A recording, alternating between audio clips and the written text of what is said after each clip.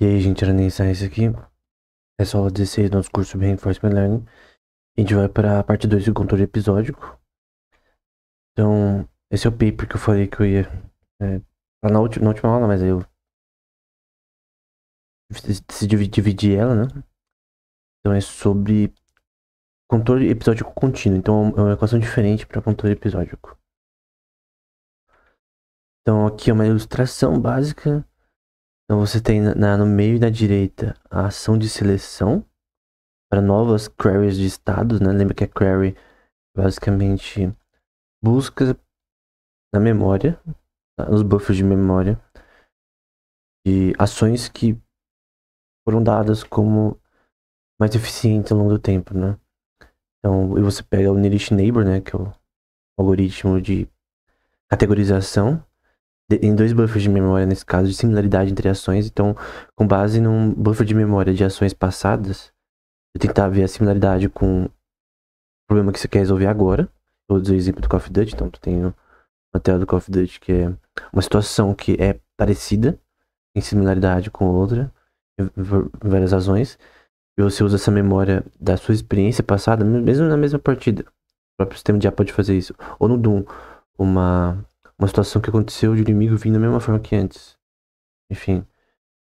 E ele tem esse buffer de experiência que o ser humano consegue fazer isso naturalmente, né? Consegue usar experiências passadas, recentes, com facilidade para tentar resolver problemas novos. Mas é um sistema de IA tentando fazer isso, né? O processo marcoviano aqui, o tuple deles é sempre bom mostrar porque às vezes o tuple muda. Estados, ações, função de transição, recompensas e taxa de desconto, penalidades. Objetivo é fazer uma policy P que maximiza a taxa de desconto. Você vai ter o valor esperado dos estados do sistema, que vão ser uma aproximação com uma função de probabilidade dos estados e ações. Com as ações, você aproxima elas para uma policy, para melhorar elas mesmas.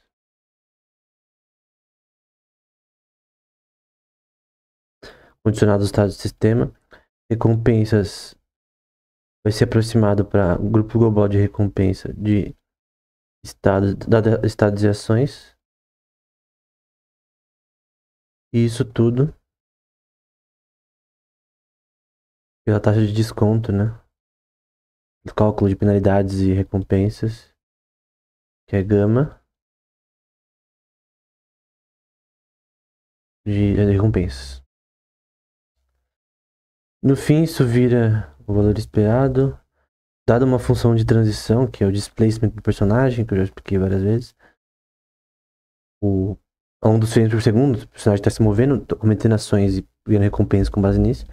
A policy, recompensas e novamente. Agora a gente está colocando uma forma episódica, né? Em que K é T episódios que você está rodando esse algoritmo. E você tem K, o gama rodando K vezes, porque rodando em K episódios, e R de K, em que K é de 0 até N. K episódios que você roda esse sistema. E aí você tem a Target Network, que a gente também viu várias vezes, aqui é só para recapitular. Você tem basicamente, eu vou fazer direto. A tabela aqui que você busca calcular, porque você vai calcular essa tabela aqui várias vezes.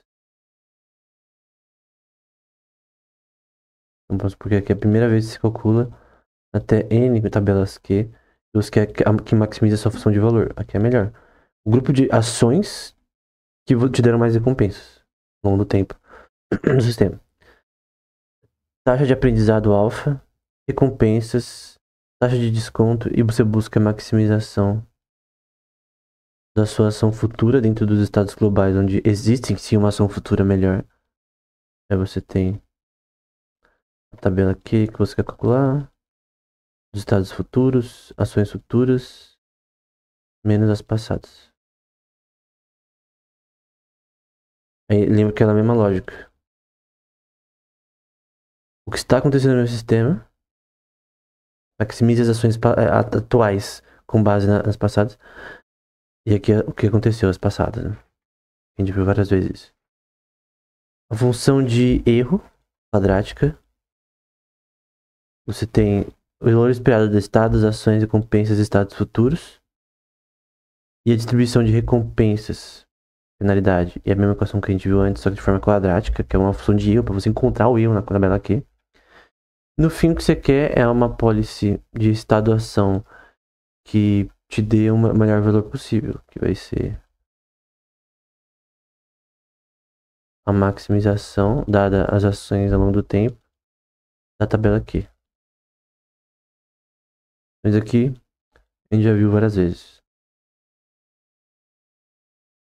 Aqui, maximização da tabela Q e M, que a gente vai para o episódio control, que é um tipo de tabela Q específica.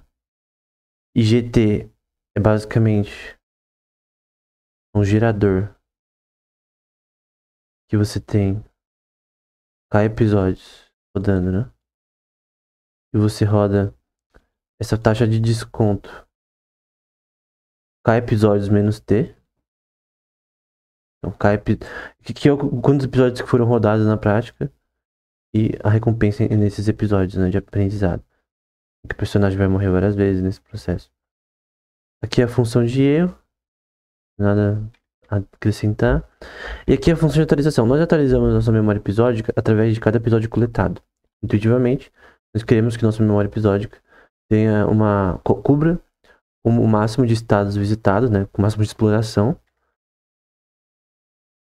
E quando o estado S é encontrado, uma ação correspondente a é selecionada. Então, quando acontece uma coisa no jogo diferente, a ação é selecionada com base nas informações armazenadas na memória. Então, buffer de memória, você vai usar um Canonical. De uma forma similar a Canonical Neighbor, você quer buscar similaridade algorítmica entre ações do buffer de memória. O que a gente faz no nosso cérebro também. Então, tipo, eu sei que no Yu-Gi-Oh! Tal carta, em certo momento da partida, faz isso. E quando eu usei uma carta específica que eu tenho no meu baralho, eu consegui, por exemplo, acho que tem uma carta, por exemplo, que eu esqueci, é Jammer alguma coisa.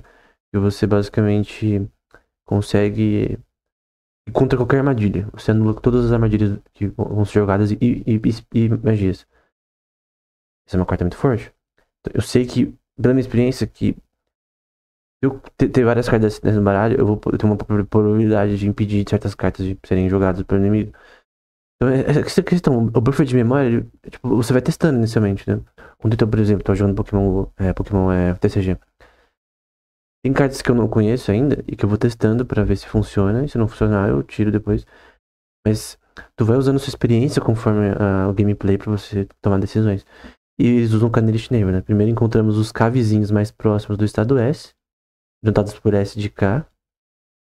E então filtramos os vizinhos. Então a gente tem os estados episódicos rodados K vezes. A gente tenta buscar a similaridade algorítmica entre ações desses estados. Que nada mais é do que a probabilidade de ações nesses estados, dado a sequência de episódios, por nu S de tal, que a gente já viu anteriormente. Soma dos estados nos episódios SK. SK é todos os episódios com todos os estados. São blocos de episódios com N estados. Tipo, são blocos de episódios. Vamos porque aqui é um episódio, 2, 3, 4, 5. Só que aqui é SK episódios. TGS0. SK0. SK igual a 0, na verdade. E isso dessa forma. O objetivo é buscar a similaridade de clusters similares desses dois buffers de memória, né? Buscar similaridades para aquele problema específico. Onde os índices SS0 indicam o estado ao qual a ação específica pertence ao valor no banco, no buffer de memória. E tal é o fator de temperatura para dimensionar a exploração. Então você muda tal conforme a necessidade e para modelar o quanto de exploração você quer. E quanto mais exploração você ter, mais você tem a comparação com coisas que você fez anteriormente. Então, é que nem você tá jogando um jogo, por exemplo. tu pode explorar mais ou menos, dependendo da sua objetivo ali. Se você quer platinar e tal. Então, exploração é uma escolha. Tu pode escolher você mesmo. Aí você vai só basear o gangue, parece o Cortex pré-frontal aí. Explorar mais no jogo, concorda? Então eu tô jogando um jogo, Ratchet & Clank, eu quero explorar mais, eu quero ir pra mais regiões, eu quero passar da tela logo, como eu faço, por exemplo. Então é uma escolha a exploração. Tu tem recompensas, entre aspas, jogando normal, como ser humano, de explorar mais, porque você pode ter itens e coisas do tipo que vão ser mais recompensadores. O que você não pode explorar demais, então você vai perder tempo também, né? E a memória episódica vai dar por M, no ambiente Envy. E a memória em episódios, threshold de computação disso, um filtro que eles têm, N. Os Canelist Neighbor que você põe um valor, pode ser K igual a 50, 70, enfim. Taxa de desconto que normalmente é 0,99. Deviação desse sistema e fator de exploração epsilon. Você muda, ou pode pôr randomicamente. E aí você tem esse sistema sendo computado aqui, resetado continuamente. Aqui você vai ter um loop de ação, então você seleciona a ação com base no Canelist Neighbor desses estados por ND. N é o filtro de fator nesse contexto. E D a distância, threshold de distância entre esses estados. Aí você tem que as ações vai ser aproximada para a probabilidade das ações dados os estados nesses episódios. E no fim tu calcula esse Canelist Neighbor na prática. E seleciona as ações com base nisso. Com base nesses dois buffers de memória, quais ações são similares às outras e quais maximizam as recompensas futuras. E aí você computa isso. Aqui você atualiza esse algoritmo ao longo do tempo. Então você atualiza o próprio buffer de memória usando os estados, ações e new, que é o componente dentro da... está associado a recompensas e penalidades, mas está no contexto de similaridade algorítmica entre ações. Então essa parte é importante. Aqui são estados, ações e recompensas, e aqui é um parâmetro associado a você comparar a similaridade entre ações. E tem que estar associado a recompensas, porque as ações sempre estão associadas a recompensas. Então se eu tenho uma ação que está dentro do buffer de memória futuro, o que está acontecendo agora, nos futuros, maximiza minha recompensa, então basicamente é new, porque o new vai fazer isso, vai pegar a similaridade algorítmica entre ações do buffer de memória, para comparar, né? A intuição é que quando o vizinho mais próximo está suficiente perto, assumimos que a memória possui informações sobre a área próxima ao novo estado. Né? Quando você tem uma similaridade, uma distância D suficiente, você não pode estar... Então eu tenho ações que são próximas àquela ali. É uma forma algorítmica de tentar entender a similaridade entre ações nesse contexto. No entanto, se o valor armazenado for pior do que o tuple de estado ação valor, estado ação valor, nós o sobrescrevemos. Tipo você sobrescrever a memória, você tirar o que estava antes e colocar outra coisa. Pois agora temos informações sobre a ação melhor. Então eu tenho um buffer de memória. Agora eu tenho um novo buffer de memória. E eu tenho que... Eu achei uma ação melhor que a outra. Então vamos supor que o grupo de ações está aqui. O que eu vou fazer? Se eu achar uma ação melhor para a Prime, eu vou substituir a que estava anteriormente e colocar a nova. Essa é a ideia. E aí o ambiente, por exemplo, que eles testaram esse algoritmo, num labirinto 3D, por exemplo, 2D. Dá pra ver que o algoritmo deles foi melhor, foi superior. Aqui testando no AI Gym, num environment chamado Mountainous Car. Basicamente é um carro que tem que percorrer esse percurso, você tem que controlar ele. É um joguinho difícil, mais ou menos. E basicamente ele foi bem ao longo de 100 mil passos de aprendizado. Eles também aplicam para robótica, né? Para braços robóticos. Tem muitas aplicações para robótica de reinforcement learning, né? No geral é isso. Você tem os estados, ações e valores. Você basicamente faz um mapeamento de ações dentro desses estados. Tem essa setinha. apontando, né? Para buscar valores maiores em relação ao sistema. Basicamente, tu faz queries, né? Tu faz queries no seu buffer de memória e compara essas queries, porque você, tipo, do ponto de vista humano de memória. Tu tá jogando Call of Duty, qualquer coisa. Quando você lembra de alguma coisa, de uma coisa que aconteceu em outra partida, e você quer aplicar isso nessa, isso é memória episódica. Tu tá lembrando uma coisa recente, né? Uma memória de curto prazo. Que você vai usar isso no. Talvez daqui a 20 anos você não lembre disso, se você parar de jogar. Mas pelo menos agora você lembra o suficiente pra você, nessa partida, dizer, ok, eu tenho que fazer isso com base na minha experiência na última rodada. Memória episódica. Então você lembra dos episódios que aconteceram ali. Visualmente, conceptualmente. Então tu quer achar, ok, como que eu, com base na minha experiência, eu ajo da melhor forma agora, né? Com base na minha experiência passada. Faz uma query, tu acessa essas informações. Se você tivesse um problema em memória episódica, você não conseguiria lembrar o que aconteceu na outra rodada. Não conseguiria realmente ter como melhorar, né? Porque basicamente tu não teria acesso a essa informação. Informação é tudo aqui. Esse paper ainda mais interessante é em Doom. Talvez eu faça um vídeo só sobre Doom. Artigos em Doom. Embora eu já fiz também inteligência artificial nos games. E basicamente eu gostei desse porque ele mostra muito de como a prática de como eles computam isso, né? Na prática. O objetivo desse paper, o contexto do nosso trabalho está relacionado à construção de modelos de redes neurais profundas para treinar robôs na execução de tarefas. Porque eles vão testar isso num ambiente virtual. Nosso foco está em problemas de navegação, onde o agente se move dentro de um espaço bidimensional, que chamamos de ambiente, ou ENV. O ambiente contém obstáculos, itens que o agente pode coletar, etc. E aqui tem arquitetura. A gente tem aqui o mapa do Visdoom. Aqui a gente tem o ambiente, né? A gente tem a trajetória do agente ao longo do tempo T menos T mais 1. Oh, merda, T menos 1 na verdade. Que é o tempo que isso aqui foi rodado. Calma. É T menos 1. E aí tem o agente, você tem a visão dele sobre o ambiente, que é uma questão de visão computacional, obstáculos, itens, monstros, etc. Você tem que entender isso. Então, tem que entender que essa imagem aqui, como nosso cérebro faz isso e nossos olhos com campos receptivos, né? Como fazer a mesma coisa.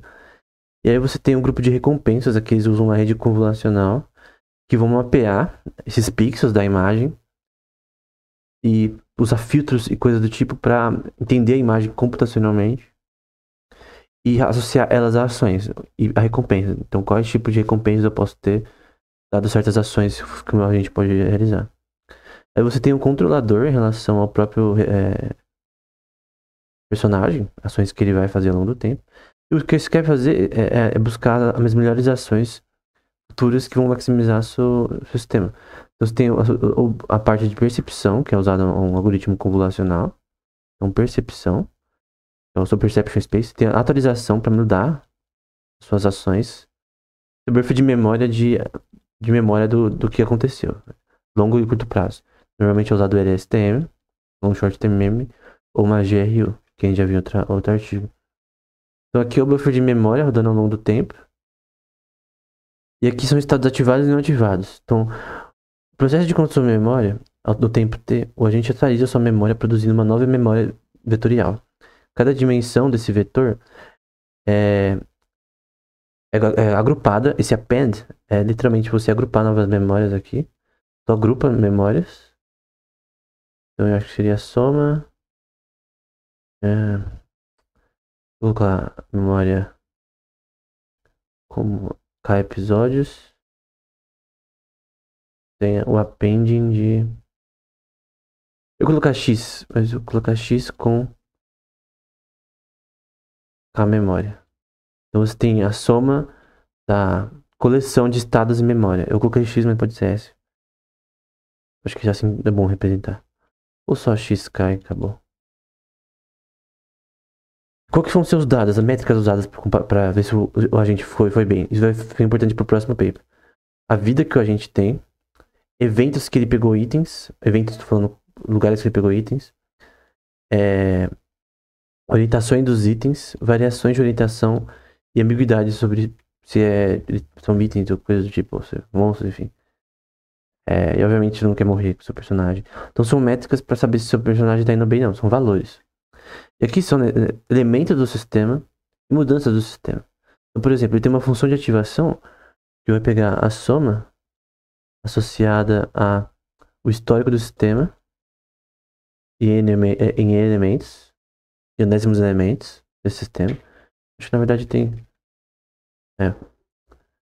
Aqui é a mudança máxima que o sistema pode ter, que são os passados menos o futuro, né? CHT mais 1. Então é a soma. N menos 1 vezes se roda esse algoritmo. Tem vetores que representam esses estados históricos. Você faz menos os passados. Então tenta entender o que mudou dos episódios anteriores, né? A mudança mínima, né? Se não mudou nada. Ou mudou pouco no sistema, né? No novo mapa que você entrou, etc. E a similaridade de algoritmo é por Karen-Schreiber. Então aqui é Karen-Schreiber. E você faz a similaridade algorítmica. É interessante. Nesse caso. A função de normalização sobre N. Estou acontecendo num Banach Space. Da soma desses estados passados. Menos os futuros. Em que K você pode escolher, tá? Pode ser K igual a 50, 30, enfim. Pode escolher essa questão. E menos a soma da coluna J.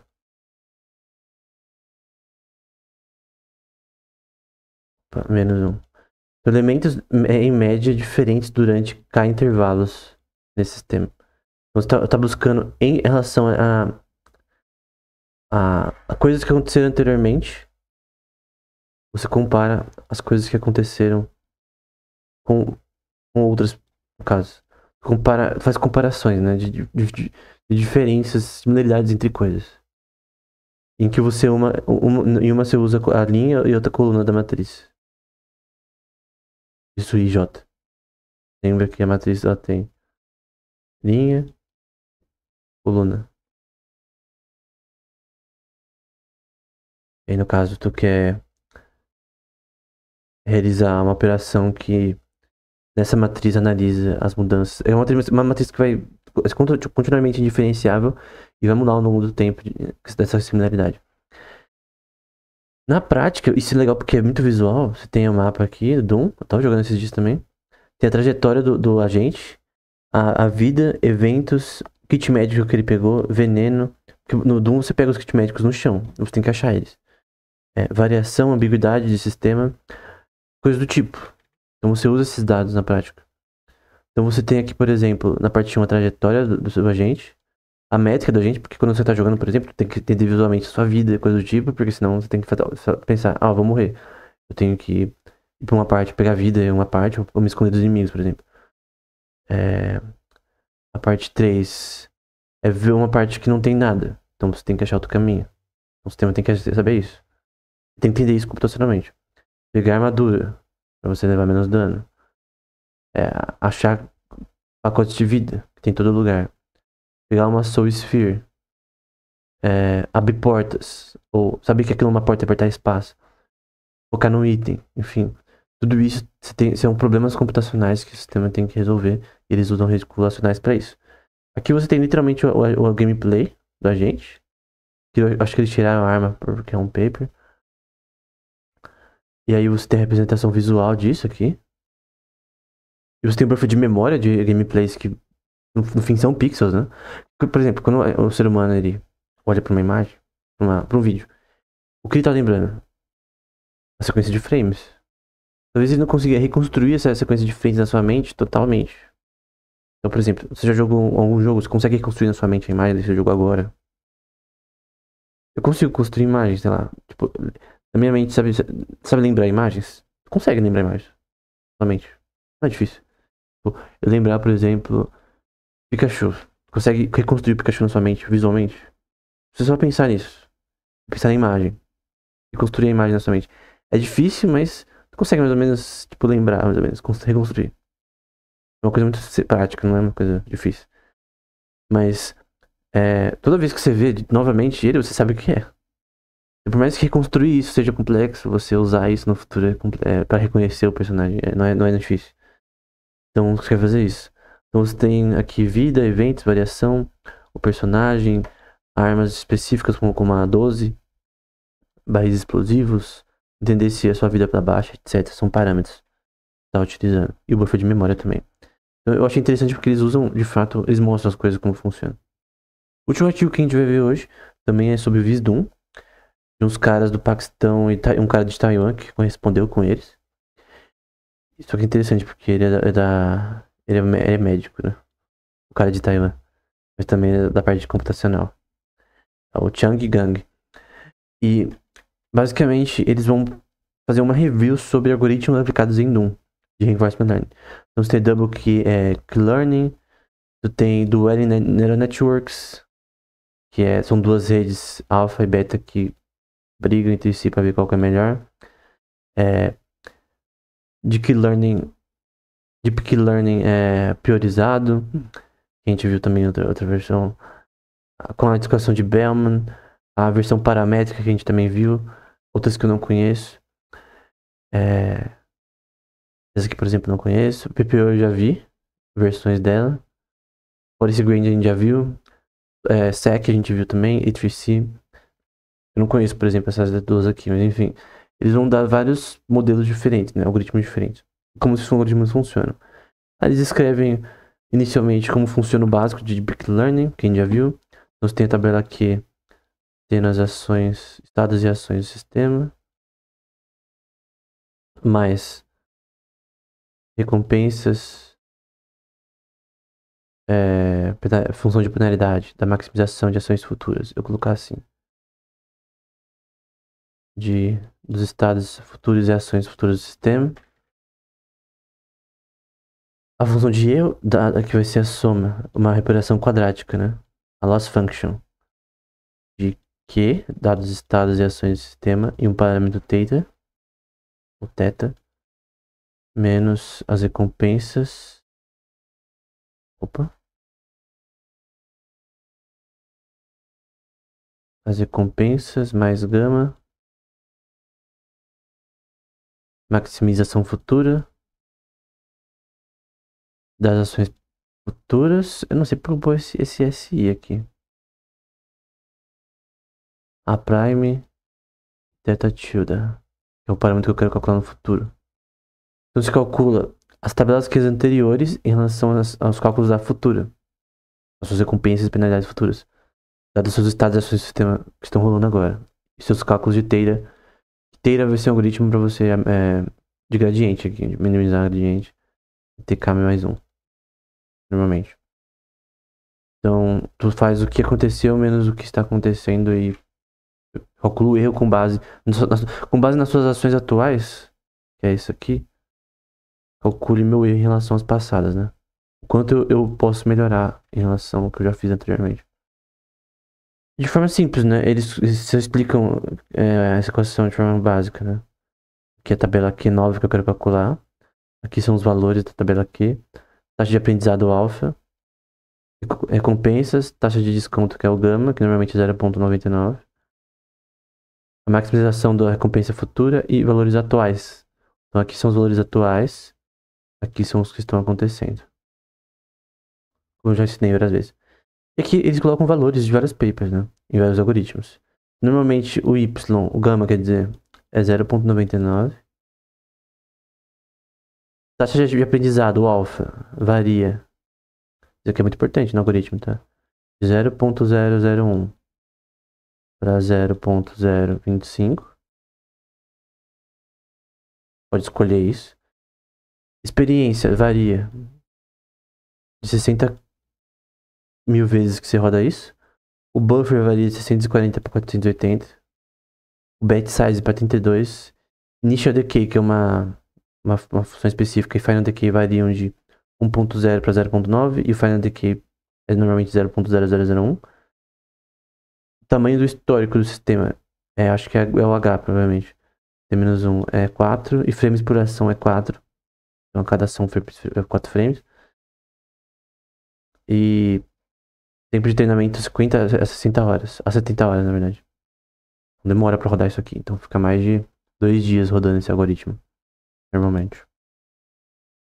Tempo passado em treinamento. Então, esses dados são importantes, porque são dados que normalmente os algoritmos não dão. Perdão, os papers não dão. O primeiro algoritmo que ele vai citar é o A2C. Advanced Actor Critic, que a gente já viu anteriormente.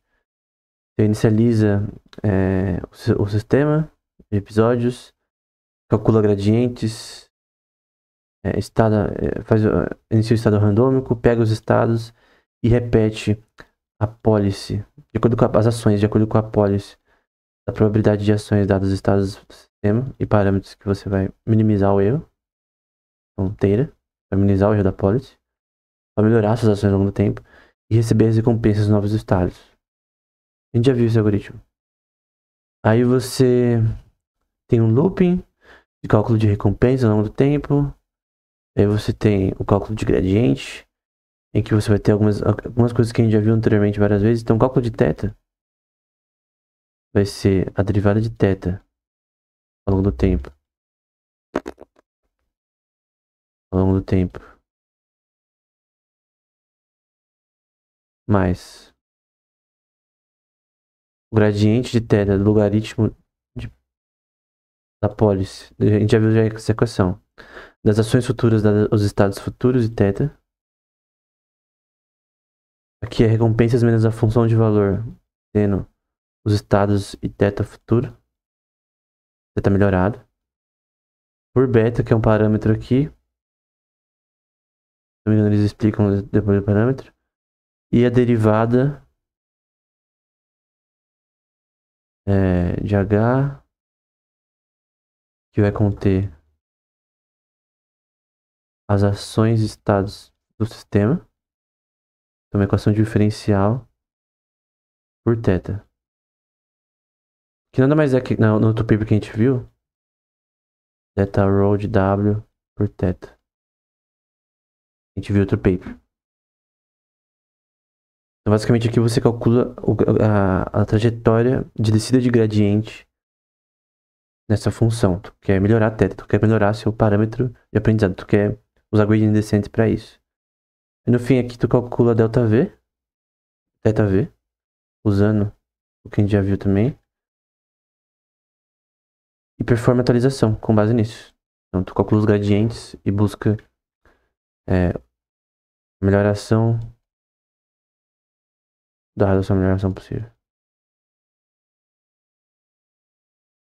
O 2, ele usa o mesmo algoritmo que a gente viu, só que com long short term memory. Então você tem um buffer de memória hierárquica. Então você tem os parâmetros θA e θC nesse contexto. Um buffer com tamanho T, rodando no tempo T mais 1 vezes. Randomicamente escolher a ação AI dentro de A. Não necessariamente isso funciona sempre, tá? Por exemplo, você tá jogando Doom. Nunca jogou. Tu vai fazer coisas randômicas às vezes. Tu vai ir pra lugares que você não conhece. Vai 2 caminhos. Principalmente na segunda tela do primeiro. Vai pra direita ou pra esquerda. Vai explorando. Vai vendo que funciona. Então, é meio que randômico, entre aspas, né? No fim da no ionésimo período de ações coletadas nesse contexto, o agente tem a observação PI. E você vai colocar o PI no fim do buffer. Então, você tem o buffer de memória inicial. Vou colocar aqui M0. E agora tu vai colocar nesse buffer de memória uma nova seção chamada PI. Vou conter N elementos. E agora vai ficar o buffer original mais o novo. Nova memória. Que vai melhorar seu aprendizado, é claro. Você concatena cada informação no buffer de memória. Em que ST, os estados do sistema são igual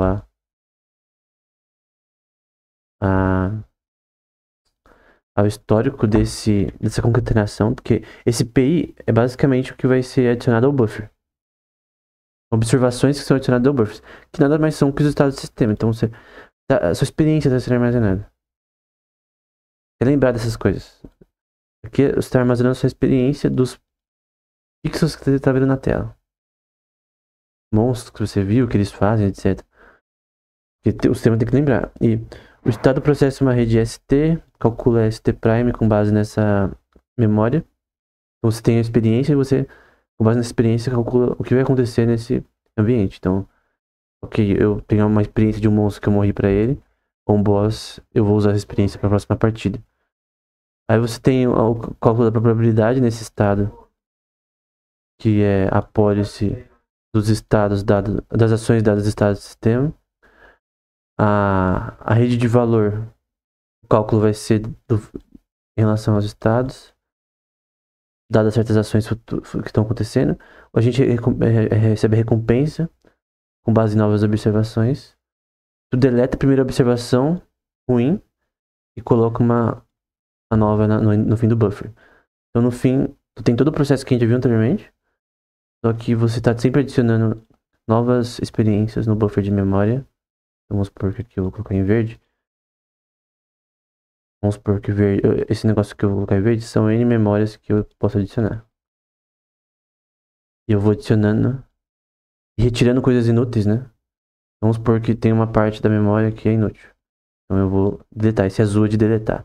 Então, depois, em uma memória futura, você vai ver que vai ter parte da nova memória que é inútil e outra não. Mas então eu vou deletar a parte dessa memória inútil. Então você esquece o que é inútil e armazena o que é útil para o seu sistema. Para você, isso daqui não ser computacionalmente difícil. Até o cérebro, ele esquece coisas inúteis. É parte do aprendizado. Então, é a mesma lógica. É uma forget gate de LSTM. Tu esquece coisas inúteis. E só armazena no longo prazo coisas que são úteis. Seu cérebro não armazena toda a informação que você coleta ao longo da vida ou ao longo do dia. Ele armazena só o que é útil. No longo prazo. Aí você tem o algoritmo 3, que é Double Dick Learning, DQN. Tem duas redes, que é a alfa e beta, duas tabelas Q. Você escolhe uma ação dados os estados das duas tabelas, observando recompensas de estados. Então você escolhe uma ação randômica para atualizar os estados A e B. Então você escolhe ações randômicas para atualizar A e B. E o sistema de atualização você tem aqui de B, né? Tem atualize A, então vamos supor que eu achei uma ação melhor possível. Então a prime vai ser igual a argmax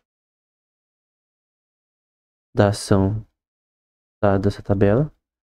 Então aqui eu achei uma ação melhor dentro de A. Então tenho que pegar essa ação e usar, porque esse foi o cálculo. Aqui você calcula a tabela Q, né? Dados estados do sistema, learning rate, taxa de desconto, função de erro.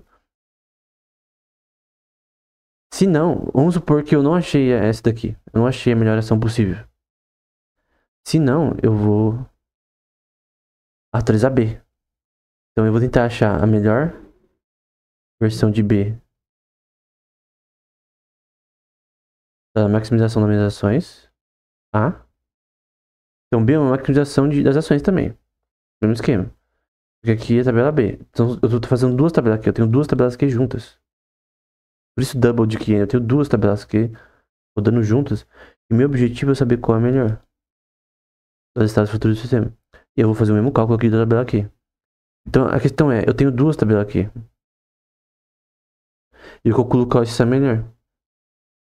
Não é dueling de Deep Learning, porque é diferente.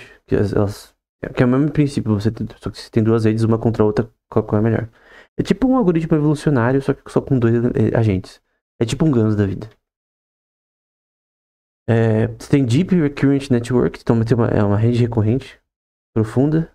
Então você tem T elementos em N, uma rede neural recorrente. Você tem um loop cíclico, né, nesse sistema. E aí você tem a observação do estado S no ambiente, você observa as coisas no ambiente, na tela do jogo. Você seleciona uma ação randômica e greedy, né? Nesse sistema. Pega uma tabela aqui que aplica para o ambiente. Então, dessas ações randômicas, qual que realmente me dá recompensas e faz meu agente agir da melhor forma. Então, você dá recompensas para o agente nos próximos estados. Então, ao longo dos estados do sistema, durante a partida. Aqui eu voei, né? Tem mais um. dar recompensas pro seu agente ao longo dos estados da partida. Do agente cometendo ações ali no jogo. No fim, você vai ter T igual a estados, ações e recompensas estados futuros do sistema. Então, T vai ser igual a estados, ações, recompensas e ações futuras. E você vai armazenar isso na buffer de memória. Então, vamos lá. Tu armazena T no buffer de memória. D. E vai ser um buffer de memória. Então, tu tá armazenando o que você coletou de informação do sistema. Por exemplo, tu tá jogando Dark Watch. Tu tá lá tirando os monstros. Tu morreu. Tu vai pra outra partida. O que você busca agora? Ok, o que eu posso fazer pra não morrer agora? Tu tá fazendo escolhas toda hora em relação a isso. Tu pega a experiência da última vez que você morreu. Os estados, ações... Não, eu vou falar estados, ações e recompensas, mas o cérebro humano não funciona assim, né? Mas vamos supor que seria um sistema de IA, né? Você armazena esses estados. E o que provavelmente deve funcionar, tá armazenando na sua memória. Sua memória de curto prazo tá armazenando isso. O que eu devo fazer nessa parte? Como isso é feito no ser humano é um mistério em relação ao ponto de vista algoritmo. Não é que o... Com certeza o algoritmo do ser humano, da forma que Deus criou, não usa um reinforcement learning apenas. E com certeza ele não usa reinforcement learning para resolver problemas nesse sentido. Creio que seria um grande erro dizer isso. Eu creio que, por exemplo, quando a gente vê doenças como Parkinson, que é deficiência de dopamina na substância NACA, por exemplo, na basal ganglia, uma parte da basal ganglia. Seja deficiência ou aumento de dopamina ali, você tem problemas com relação a isso. Isso altera movimentos físicos da pessoa. Movimentos da mão, por exemplo. Então você tem uma relação da basal ganglia muito grande com movimentos voluntários e problemas em relação a isso. Mas não necessariamente o processamento desses movimentos voluntários ele acontece na basal ganglia apenas. Senão a gente seria tipo um ser que só se move por reflexos, né? Você tem uma racionalização dessa informação que não está aqui. Necessariamente. Pode implementar esse característico e tal. Pode fazer formas de computar, computar a informação em si no ambiente. Mas isso não tem a ver com reinforcement learning. Necessariamente. É uma coisa separada. Então você tem o buffer D, que vai ter N coisas armazenadas. Então você tem um sample de sequências de T em D. Então você tem T menos 1. Eu vou pôr K aqui. Eu vou pôr K só pra ficar mais fácil. Eu vou pôr aqui TK mais menos 1 elementos. Que vão ser N coisas que podem ser adicionadas no buffer de memória. Porque só vai adicionar o que é útil. Então vamos supor que isso daqui é útil.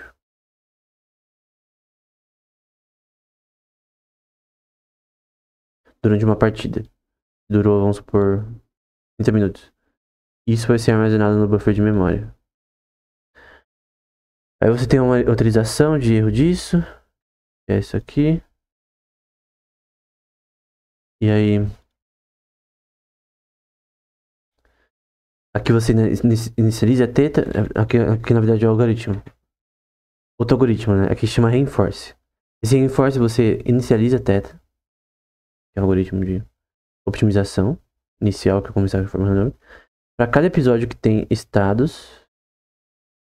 Cada episódio E, ele vai ter estados, ações, recompensas, N estados, N ações, N recompensa.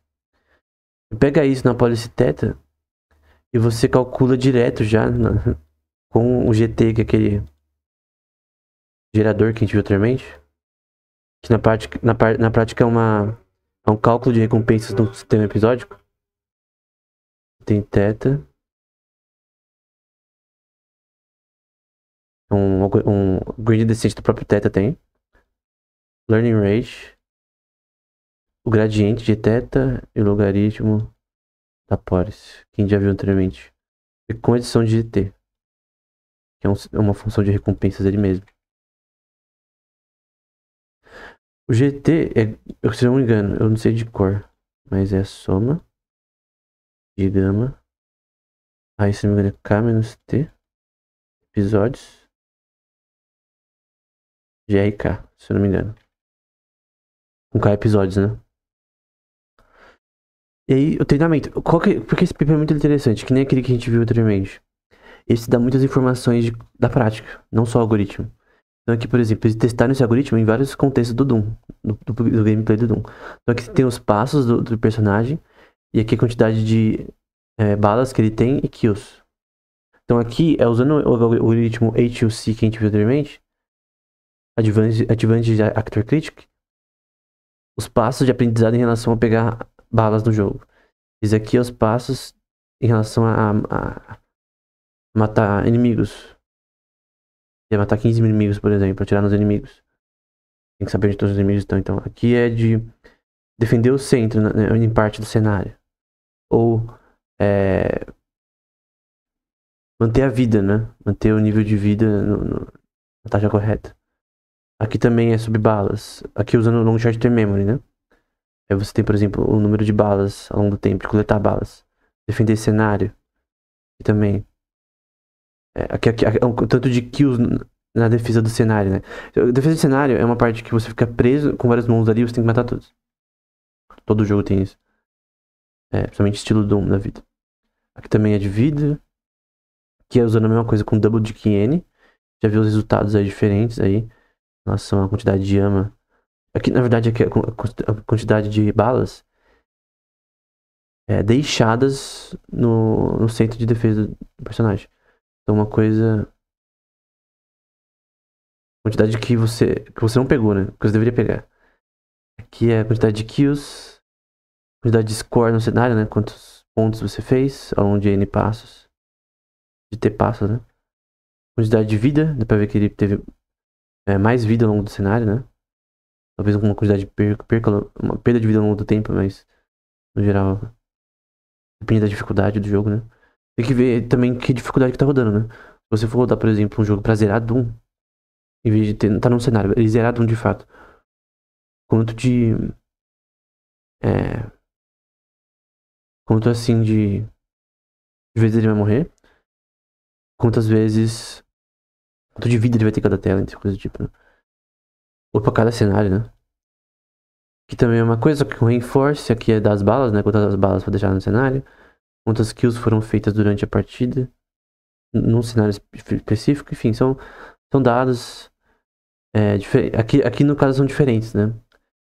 Porque aqui, por exemplo, tanto de munição que foi deixada num corredor da morte no jogo, né? É uma parte específica. Usando o HUC, Advanced Actor Critic e Long Short Term Memory. Aqui você vê, por exemplo, no score, que ele tem um platô. Eu acho que ele conseguiu o score máximo rápido, talvez. E aqui é a vida durante o cenário. Aqui é de coletar a vida. A gente tem que coletar a vida, né? O quanto de score ele coleta em relação a coletar a vida. Na verdade, na verdade é isso mesmo. Aqui também coletando vida, só que usando Reinforce, aqui usando HUC com Long Short Term Memory. Comparação entre algoritmos, que é a parte mais interessante, né? Tem, por exemplo, Reinforce, DFP, vários algoritmos comparados um com o outro, né? Eu creio que as kills param aqui, porque eu creio que já terminou o cenário, talvez, né? Então eles demoraram tantos passos pra terminar o cenário. Ou seria qual que foi melhor, né? É interessante. Seria legal reproduzir esse paper, né? Com outros algoritmos mais recentes também. Esse paper é de 2024. Ele é bem recente, na verdade. Mas é interessante porque você vê, tipo, como as coisas funcionam realmente em Reinforcement Learning, né? Ok, as aplicações como funcionam e dados estatísticos. Quais algoritmos saem melhor. E seria legal outros papers que fazem a mesma coisa, não só em Doom, mas em Atari, Atari já foi muito feito, né? Em jogos de MMORPG, por exemplo, tem uma deficiência de artigos de Reinforcement Learning em MMORPG. Porque a exploração no MMORPG, tipo New World, Tibia, coisa do tipo, é muito maior.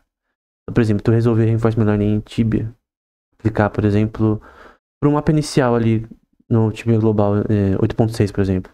A parte que tem os ratinhos ali pra caçar ratos. É interessante. E não é um bot, tá? Não é um bot heurístico. Bot que você já tem. Faz tudo que você precisar. Mas é um sistema que aprende, de fato. Tem uma diferença entre um algoritmo fixo e um bot e um algoritmo que aprende. E o que aprende, se você fizer de forma correta, ele sempre vai ser melhor do que o bot heurístico. Um bot heurístico, ele é limitado à capacidade do programador. O bot de inteligência artificial, ele não tem limites. Então, teoricamente. Então, é isso.